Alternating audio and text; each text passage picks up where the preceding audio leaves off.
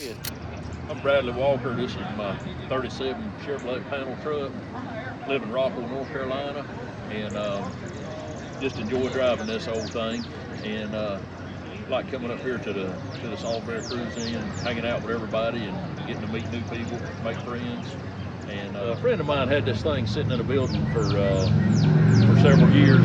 I know it'd been in there for about 15 years, and I had actually went and talked to him about it, and over a 10-year period, I wound up buying the thing from him, and done a little bit to it here and there, but got it running, and been driving it, enjoying it ever since. It's a 305 small block, and does decent. Got a automatic transmission in it, and but it handles, drives good. Got a Nova sub clip under the front, and it's been modernized, but a lot of fun. I like the uniqueness of it, and I don't know, I've never seen another one around here like it.